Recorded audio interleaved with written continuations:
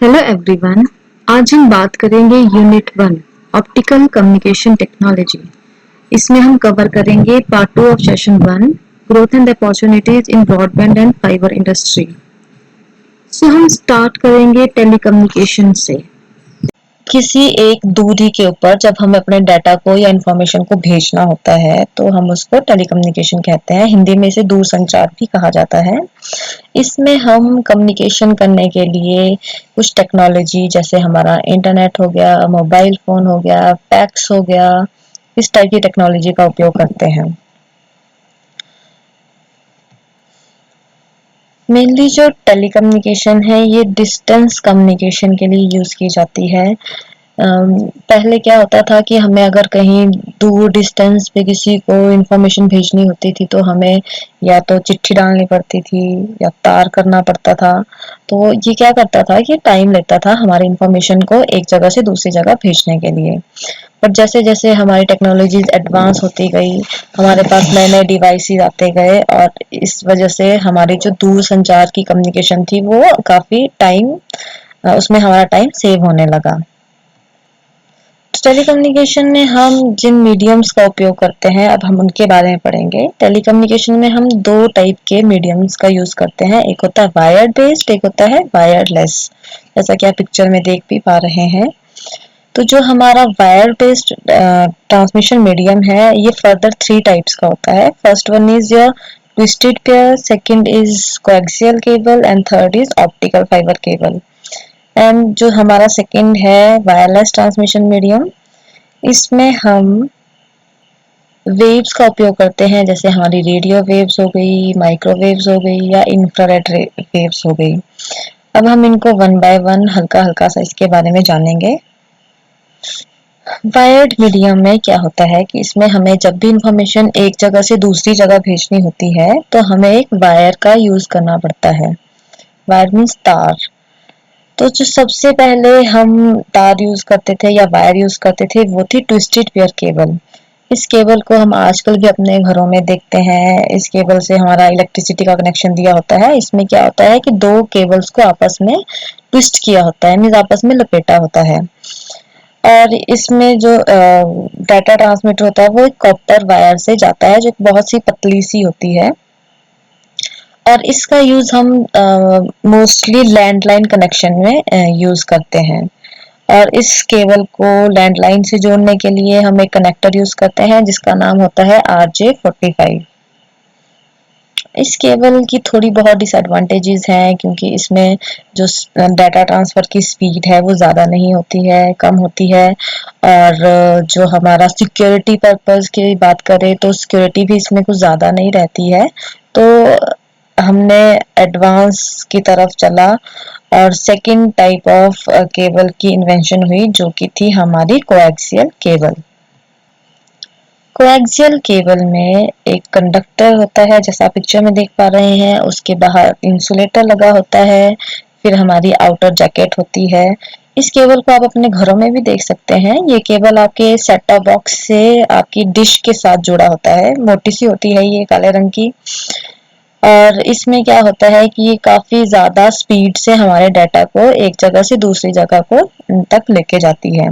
और ये काफी ज्यादा सिक्योर भी है कंपैरेटिवली हमारी ट्विस्टेड पेयर केबल से। इसमें जो डाटा होता है वो ज्यादा सिक्योर रहता है। अब जो हमारा थर्ड वायर्ड ट्रांसमिशन मीडियम है वो है ऑप्टिकल फाइबर केबल।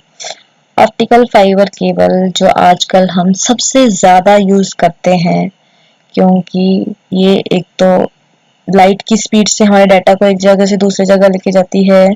और सबसे ज्यादा इसका जो अच्छा फीचर है इसमें डाटा की सिक्योरिटी है। इसमें क्या होता है कि इसकी कंस्ट्रक्शन में सबसे पहला आता है कोर, उसके बाहर आती है क्लैडिंग, फिर आता है कोटिंग, फिर आता है स्ट्रेंथनिंग मेंबर, फिर आता है आउटर जैकेट। तो जो हमारा डाटा ट्रांसफर होगा वो होगा हमारे कोर से। और जो डाटा होगा वो हमेशा लाइट की फॉर्म में जाएगा। तो जो भी हमारा सिग्नल होगा, चाहे वो इलेक्ट्रिकल फॉर्म में हो या किसी और सिग्नल की फॉर्म में हो, सबसे पहले हमें उसको सिग्नल को लाइट की फॉर्म में कन्वर्ट करना पड़ता है। और ये जो केबल होती है ये ज्यादातर हमारी लॉन्ग डिस्टेंस के लिए यूज की जाती है। और ये दो टाइप की होती है, एक होती है सिंगल मोड ऑप्टिकल फाइबर और मल्टी मोड ऑप्टिकल फाइबर। इसके बारे में डिटेल में हम आगे वाले सेशंस में पढ़ेंगे, तो ये थोड़ा बेसिक सा बता रही हूँ। नेक्स्ट ट्रांसमिशन मीडियम है हमारा वायरलेस ट्रांसमिशन मीडियम। जैसे कि नाम से पता चल रहा है कि एक ऐसा मीडियम जिसमें डाटा कम्युनिकेशन के लिए हमें वायर्स का यूज नहीं करना पड़ता। तो इसमें क्या होता है कि जब भी हमें एक स्थान से दूसरे स्थान तक डाटा को भेजना होता है तो हम इसमें वेव्स मतलब तरंगे, इनका यूज करते हैं। जैसा कि आजकल सबसे ज्यादा हमारा मोबाइल फोन है, जब हम मोबाइल फोन पे बात करते हैं तो हमें किसी भी तार के साथ कनेक्ट करने होने की जरूरत नहीं पड़ती है। उसमें हम चलते फिरते कहीं भी फोन को पॉकेट में डाल के हम बात कर सकते हैं। और इसमें हम क्या करते हैं, इसमें हम वेव्स का यूज करते हैं, जैसे हमारी माइक्रोवेव्स हो गई, जिनका यूज हम सैटेलाइट कम्युनिकेशन में करते हैं। फिर हमारी रेडियो वेव्स आई जिसका यूज हम मोबाइल कम्युनिकेशन में करते हैं। फिर हमारी आती है इंफ्रारेड रेज, जो कि हमारी काफी हाई हाई एप्लीकेशंस में यूज होती है, जैसे हमारी मिलिट्रीज में या फिर हमारी और भी जैसे सिक्योरिटी पर्पज से जहाँ पे भी यूज होनी होती है। नेक्स्ट जो हमारा टॉपिक है वो है optical fibre technology. Doctor Narendra Singh Kapany है जिनको हम ऑप्टिकल फाइबर का फादर कहते हैं, क्योंकि इन्होंने ऑप्टिकल फाइबर केबल का आविष्कार किया था और ये साबित किया था कि जो लाइट है उसको मोड़ा जा सकता है और उसमें डाटा को भी ट्रांसफर किया जा सकता है।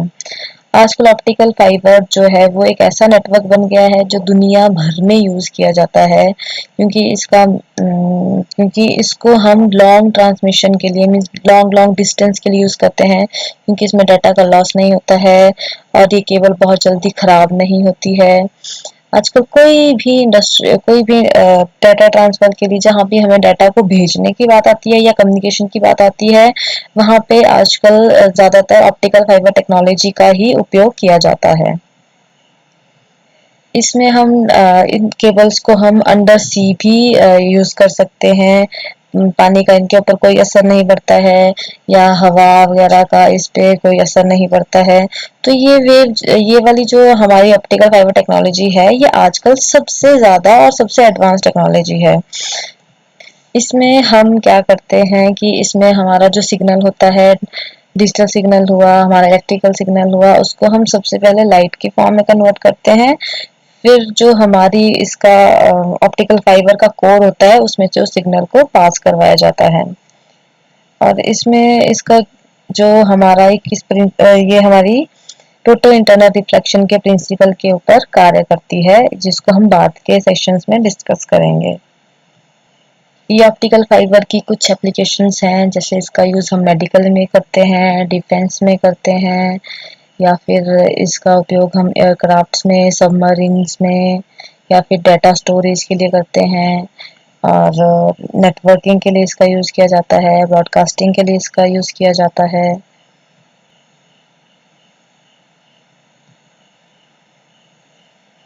लास्ट में हम डिस्कस करेंगे ऑप्टिकल फाइबर टर्मिनोलॉजीज की, मीन्स की ऐसी टर्म जो ऑप्टिकल फाइबर में ज़्यादातर यूज़ होती है।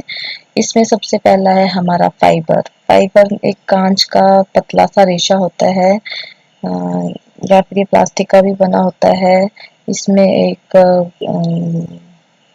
ये बिल्कुल हमारे जितना ह्यूमन हेयर होता है उतना पतला होता है। नेक्स्ट जो हमारी टर्म है वो है कोर। जैसा कि मैंने आपको पहले भी बताया, कोर जो है वो सबसे सेंटर वाला पार्ट होता है हमारे ऑप्टिकल फाइबर का। जो कोर का जो रिफ्रैक्टिव इंडेक्स होता है वो हमारा क्लैडिंग से ज़्यादा होता है।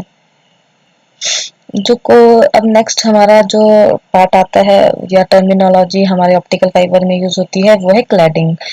क्लैडिंग जो है वो हमारे कोर के बाहर वाले हिस्से को कहा जाता है। ये क्या करता है कि ये कोर को ढक के रखता है ताकि जो हमारा सिग्नल है वो इसके बाहर ना जा सके और सिग्नल का लॉस ना हो सके। और इसका जो रिफ्रैक्टिव इंडेक्स होता है वो हमारे कोर के मुकाबले थोड़ा कम रहता है। फिर आती है हमारी जैकेट। ऑप्टिकल फाइबर के आउटर मोस्ट पार्ट को हम जैकेट कहते हैं। ये कोर और क्लैडिंग को प्रोटेक्शन प्रोवाइड करता है और सिग्नल को लॉस होने से भी बचाता है और फाइबर का जो कोर है उसको टूटने से भी बचाता है। फिर नेक्स्ट आता है हमारा मोड। मोड मीन्स कि प्रकाश की किरण जो एक माध्यम से प्रसारित होती है उस माध्यम को हम मोड कहते हैं। तो ये था हमारा आज का सेशन जिसमें हमने टेलीकम्युनिकेशन और ऑप्टिकल फाइबर ब्रॉडबैंड के बारे में पढ़ा। इसके आगे के सेशंस भी हम आपको प्रोवाइड करते रहेंगे। Thank you and have a nice day.